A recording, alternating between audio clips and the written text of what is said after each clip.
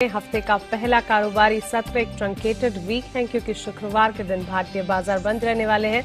लेकिन चलिए आज हफ्ते की शुरुआत कर लेते हैं। सब कुछ आप एक एक कर आपके सामने रखते हैं। विदेशी बाजार के संकेत कैसे लग रहे हैं, कौन से ट्रिगर्स हैं जो कि पूरे हफ्ते के लिए आपको ध्यान में रखने हैं, ग्लोबल मार्केट्स को ध्यान में रखते हुए ब्रोकरेज के रडार पर क्या कुछ है, खबरों वाले शेयर्स और ढेर सारे नतीजे जो कि वीकेंड के दौरान आते हुए दिखे अगले 22 से 25 मिनट में, ये सब आपके सामने होगा। शुरुआत ग्लोबल मार्केट सेटअप से कर लेते हैं। एशियाई बाजार की शुरुआत अच्छी होती हुई करीब 72 अंकों की बढ़त के साथ हम देख रहे हैं।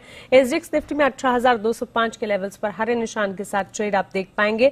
वहीं निक्केई में 600 अंकों की बढ़त के साथ ट्रेड देखने को मिल रहा है। डाउ फ्यूचर्स में भी हम देख रहे हैं मजबूती के साथ अच्छी तेजी पर ट्रेड आज के सत्र में देखने को मिला है। इसके अलावा अगर शुक्रवार के ट्रेडिंग सेशन में अमेरिकी बाजार की यहां पर ट्रेंड को देखें, हरे निशान के साथ अच्छी तेजी पर ही ट्रेड आप देखेंगे।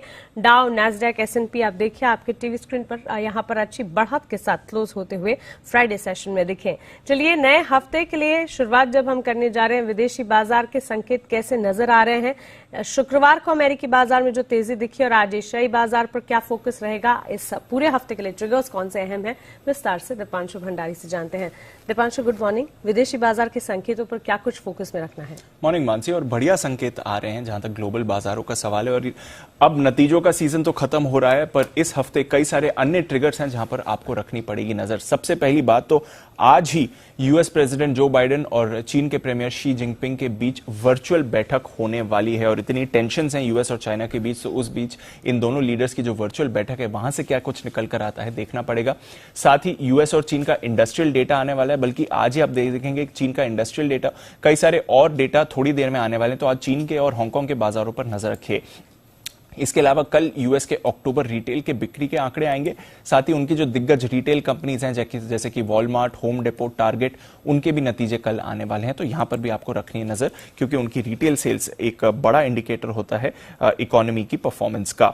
इसके अलावा अगर आप देखें तो फ्राइडे के सेशन को हमने देखा कि यूएस के बाजारों में मजबूत एक्शन बनते हुए दिखा, जहां पर डाउ की 3 दिनों की गिरावट पर ब्रेक लगा और 180 अंक उछलकर करीब दिन की ऊंचाई पर डाउ बंद होते हुए दिखा। पर ज्यादा एक्शन आपने टेक्नोलॉजी शेयर्स में देखा, जिसकी वजह से नैस्डैक पर 1% का उछाल आया था।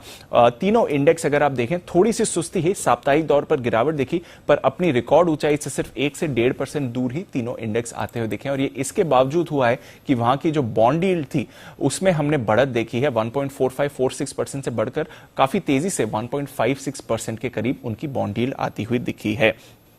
टेक्नोलॉजी के अलावा जो कंज्यूमर शेयर्स थे वहां पर अपने अच्छा एक्शन देखा, पर उसके सामने एनर्जी शेयर्स में थोड़ी गिरावट आती हुई दिखी। स्टॉक स्पेसिफिक एक्शन की बात करें तो जॉनसन एंड जॉनसन उन्होंने ऐलान किया है कि वो अपने कंज्यूमर हेल्थ कारोबार का डीमर्जर करने वाले हैं। तो अब 2 हिस्सों में बढ़ जाएगी कंपनी, कंज्यूमर हेल्थ कारोबार कंप्लीटली अलग हो जाएगा। इसके अलावा आज बाइडेन साहब जो उनका $1 अरब का इंफ्रा बिल है उसको भी मंजूरी देने वाले हैं, तो वहां पर भी रखनी पड़ेगी नजर।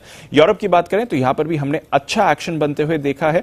थोड़ा मिला जुला कारोबार जरूर फ्राइडे को था, पर इस हफ्ते यूरोप के बाजारों पर रखिए नजर, क्योंकि यूरोप में कोरोना के मामले काफी तेजी से बढ़कर आ रहे हैं और कई देशों ने इंक्लूडिंग जर्मनी फिर से आंशिक लॉकडाउन्स लगा दिए हैं। जर्मनी, एम्स्टरडैम, नॉर्वे, इन सभी देशों ने फिर से प्रतिबंध लगाए हैं। तो देखना पड़ेगा कि क्या उसका कोई इंपैक्ट आता है या नहीं। फाइनली कच्चे तेल की बात करें तो फ्राइडे के सेशन में हमने भारी गिरावट आती हुई दिखी। इंट्राडे में तो बल्कि $80 के नीचे तेल फिसलते हुए दिखा और लगातार तीसरी साप्ताहिक गिरावट रजिस्टर करी। अब थोड़ा रिबाउंड आ रहा है, ब्रेंट $82 के करीब ही कायम दिख रहा है, बट कच्चे तेल में थोड़ा दबाव जरूर आपने पिछले हफ्ते बनते देखा। फाइनली सोना ये अपनी 5 महीने की ऊंचाई पर कायम है। डॉलर इंडेक्स भी ऊंचाई के करीब ही कायम आपको दिखेगा।